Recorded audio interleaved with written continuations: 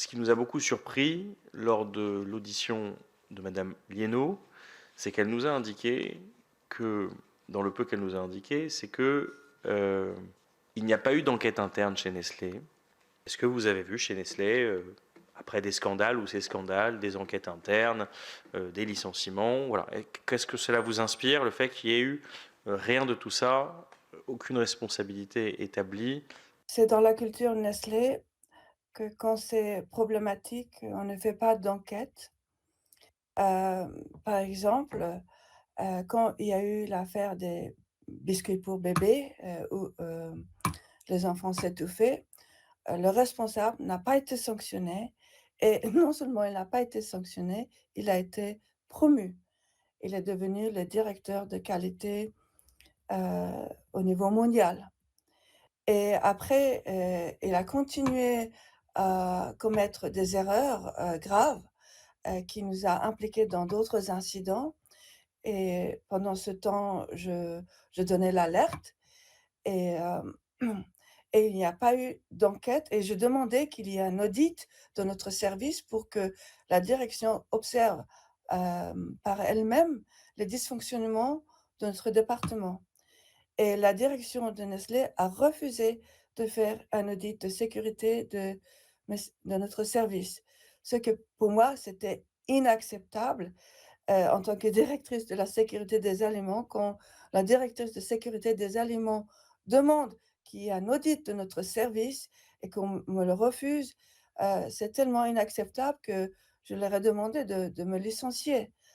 S'il n'y a pas d'audit, je n'accepte pas de rester dans l'entreprise et et plus tard, quand, mon harcèlement, les représailles qu'on prenait contre moi a été, plus ou moins connu en interne, on a fait une enquête fictive et après même, quand, ça s'est avéré que Qu'est-ce que vous appelez une enquête fictive, juste pour que je comprenne et que nous comprenions bien? c'était c'était bidon, c'est le tribunal en Suisse qui a qualifié l'enquête, comme simulacre d'enquête.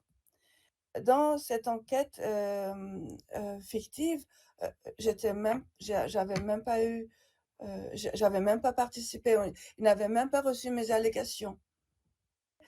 Qu'avant qu'il y ait une enquête, on a licencié, le responsable de sécurité des aliments. C'était un cas où, les animaux de compagnie étaient intoxiqués avec les produits Nestlé et il y avait une erreur, mais qui était la source de cette erreur? On ne sait pas et le responsable de sécurité a été tout de suite, licencié. Dans un autre cas, dans l'affaire justement de ITX, les personnes, hem, qui étaient responsables de la gestion des crises ont été épargnées et mon chef, qui avait fait ce qui était juste de retirer les produits du marché, a été démis de ses fonctions. Dans un autre cas où, on avait violé les normes réglementaires en Chine, la personne qui avait autorisé, cette, Heu, la mise sur le marché de produits a été épargnée. C'est la personne qui est devenue, mon directeur et qui m'a harcelée aussi et qu'il a été reconnu comme harceleur et Vous avez déclaré que depuis le début des années 2000, il a été décidé chez Nestlé de lier les bonus des managers au retrait des produits. Alors je comprends pas très bien. c'était après l'affaire, ITX, c'est l'affaire où il y a eu une contamination de lait infantile avec une substance qui venait de l'encre de l'emballage. Et il y a eu 2 crises, et à la dans la deuxième crise, mon directeur, le 2e directeur que j'avais, a décidé de retirer, hem, tous les produits du marché européen parce que les autorités italiennes n'avaient pas accepté que ces produits restent sur le marché et de ce fait, mon directeur a dit: «Si on doit retirer du marché italien, on doit retirer partout». Et ça a créé une grande crise médiatique, hem et monsieur Brabeck n'a pas du tout apprécié ceci et suite à cet incident, en décembre 2005, il va faire cette phrase: «Lier le bonus au retrait des produits».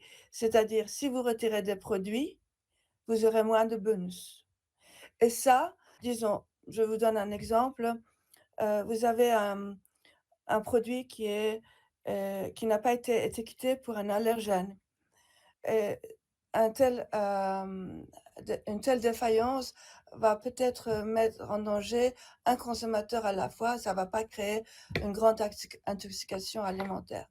Alors, on aurait tendance, à ne pas retirer le produit du marché et justement, il y a eu un cas, que j'ai aussi décrit dans le livre, où Nestlé Australie nous demandait, qu'est-ce qu'elle devait faire, parce qu'il y avait un produit qui n'était pas étiqueté pour l'allergène et le directeur adjoint avait permis qu'il laisse sur le marché et moi je suis intervenue et j'ai dit: «Non, il faut aller dire aux autorités» et ça n'a pas plu à ma direction que j'avais demandé ceci. Donc dans des cas où on peut mettre le problème sur le tapis, bon, on va éviter de retirer le produit du marché, et je suppose que dans certains cas, on va éviter à chercher des contaminants, faire des enquêtes sur chercher des contaminants dans nos produits parce que si on le fait, et ben, on va les trouver et peut-être qu'on doit retirer le produit du marché et de nouveau, on ne touchera pas le bonus.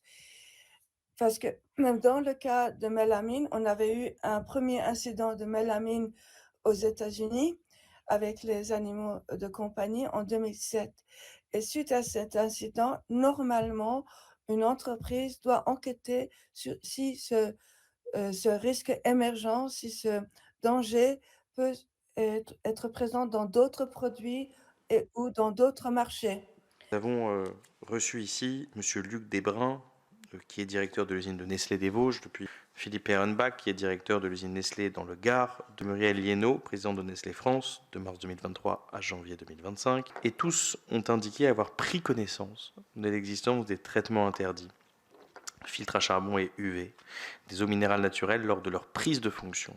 Et aucun ne s'est posé la question de savoir pourquoi ils avaient été mis en place, ni depuis quand, en tout cas c'est ce qu'ils nous ont dit.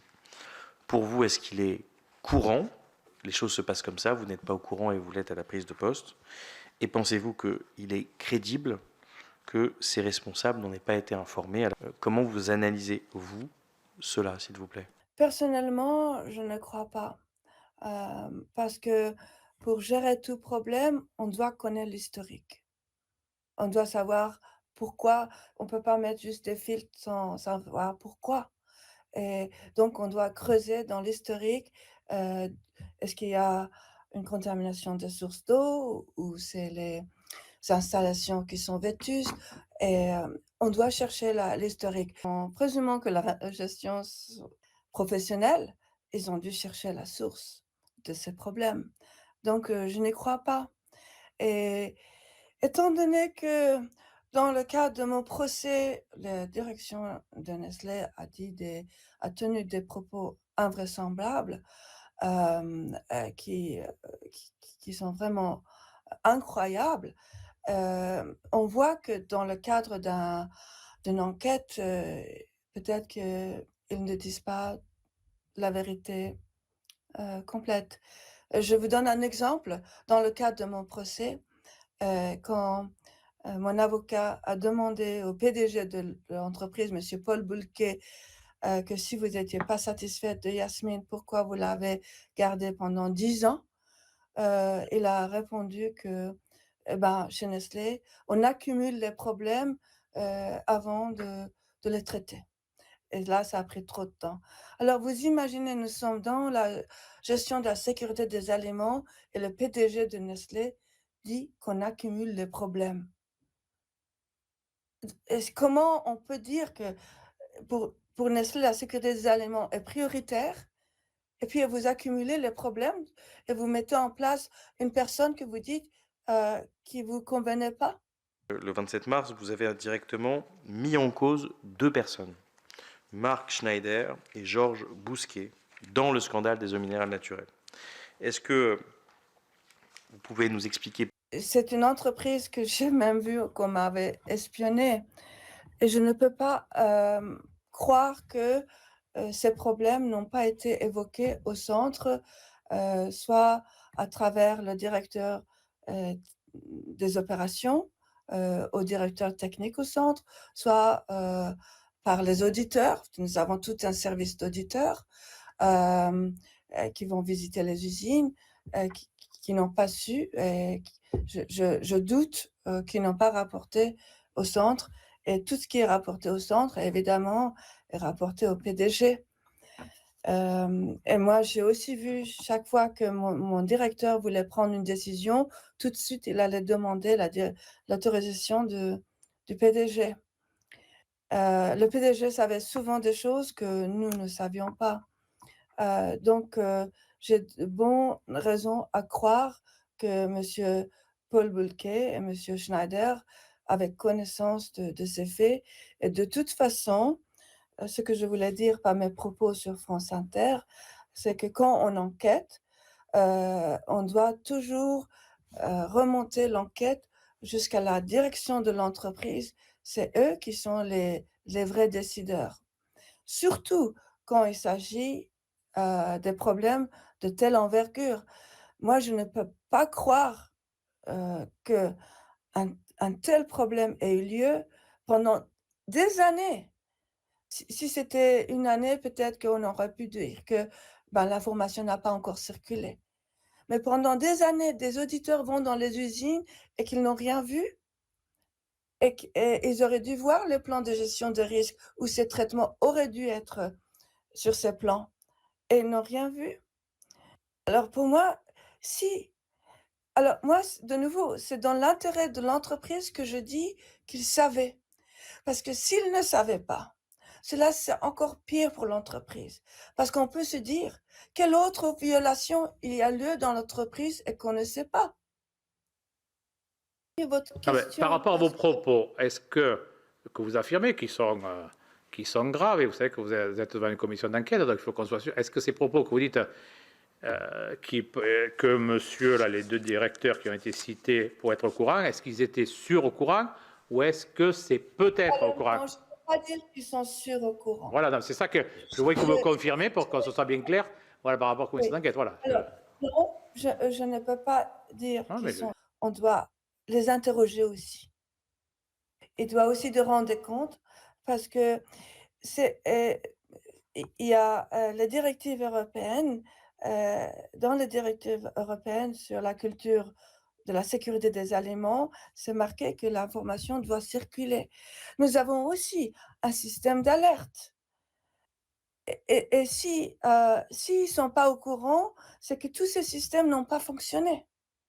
C'est ça que je veux dire. Alors il faut les questionner aussi.